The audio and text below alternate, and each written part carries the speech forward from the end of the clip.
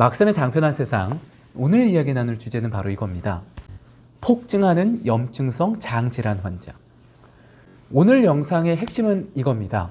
이 장질환과 관련되어 있어서 미생물이 얼마나 중요한 역할을 하는지, 얼만큼 연관이 되어 있는지 알려드리는, 전해드리는 편이다라고 먼저 이야기를 드리고 출발하도록 하겠습니다. 우리가 소위 코시국, 코로나다라고 얘기를 했는데, 이 몇 년 사이에 염증성 장질환 환자가 미친 듯이 폭증을 했습니다. 정말 미쳤다는 표현이 맞는데, 그 중에서 2030 세대가 정말 완만한 게 아니라 가파르게 상승이 되면서 환자들이 엄청나게 늘어났죠.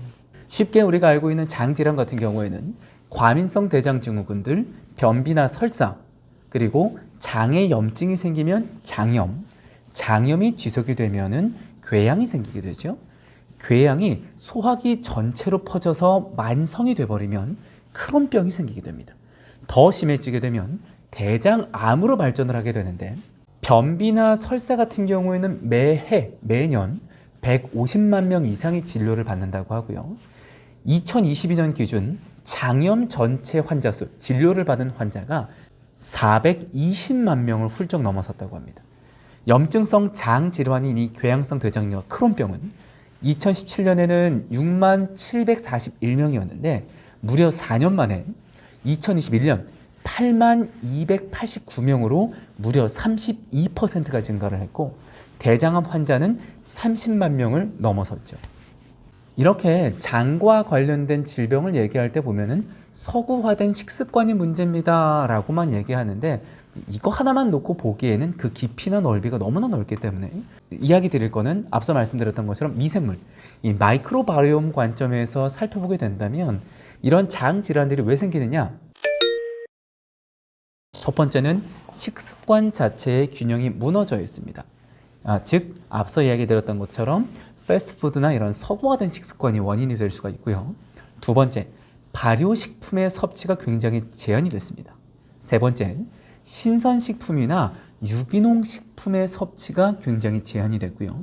네 번째, 무분별한 약물 오남용을 통해서 장내 미생물, 이 마이크로바이옴의 불균형을 초래를 하게 됩니다. 이러한 원인들이 장내 미생물의 구성과 다양성을 죽여버리고 줄어들게 만들고 한쪽으로 치우치게 만듭니다. 제가 다른 영상에서도 미생물에 대한 얘기하고 마이크로바이옴에 대한 얘기하면서 계속 반복적으로 이야기를 드렸지만, 우리 장 속에 살고 있는 미생물은 아마존 숲 같아야 돼요. 정말 다양한 미생물들과 다양한 구성이 되어져 있어야 되는데, 이게 줄어들다 보면 다양한 질병에 노출될 수 있는 확률이 높아지기 때문에 지금 재빠르게 내 장 상태가 어떤지를 확인을 좀 해보셔야 됩니다. 우리가 흔히 심각하게 받아들이는 크론병 같은 경우는 대장균의 감염이 지속이 되면서 염증 반응을 유발을 시키는데, 병원성 미생물 감염에 의한 염증 반응이나 유전적인 소인이 있는 경우, 비병원성 미생물에 대한 비정상적인 면역 반응 등이 촉발되는 경우가 많습니다. 즉 결국 이게 무슨 얘기냐?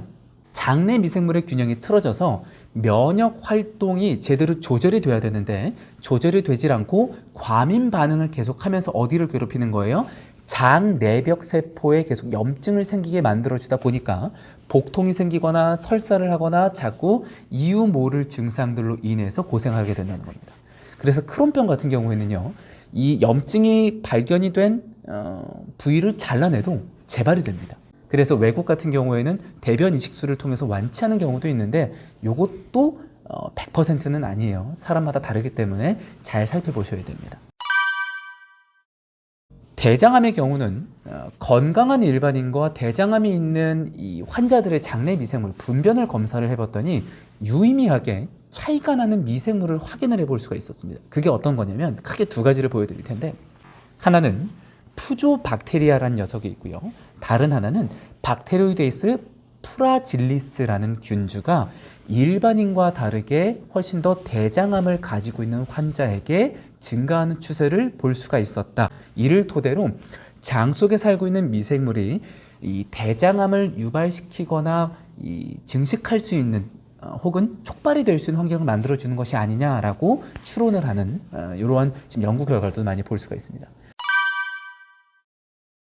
첫 번째는 오메가3가 풍부하게 들어간 생선이나 혹은 해초류들을 섭취해 주시는 것들. 두 번째, 장내 미생물의 다양성을 늘리는 발효식품. 김치를 예를 들면은 신김치나 묵은지, 콩으로 만든 간장, 된장, 청국장이나 나또와 같은 것들. 세 번째는 지방의 함량이 되도록 적고 살코기가 조금 많은 부위, 염증성 장 질환을 갖고 계신 분들을 위해서입니다. 네 번째, 식이섬유가 많은 곡물보다는 이 단당류로 이루어진 곡물을 혹은 야채나 채소를 섭취를 해주시기를 권장을 드립니다. 건강은요, 한번 무너지면 다시 원래대로 돌이키는데 굉장히 오랜 시간이 걸립니다. 제 이야기 드렸잖아요. 25년 동안 고생했다고.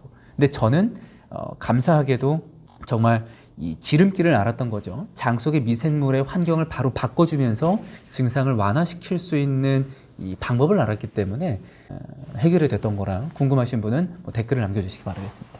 속이 편하면 하루가 편하고요. 장이 편하면 인생이 편합니다. 이 유모를 장과 관련된 질환으로 고통을 받고 계시다면 장내 미생물의 균형과 장내 미생물의 다양성을 키워줄 수 있는 식단과 생활 환경을 찾아주시기 바라겠습니다. 자, 그럼 저는 다음 영상을 통해서 다시 오겠습니다. 안녕!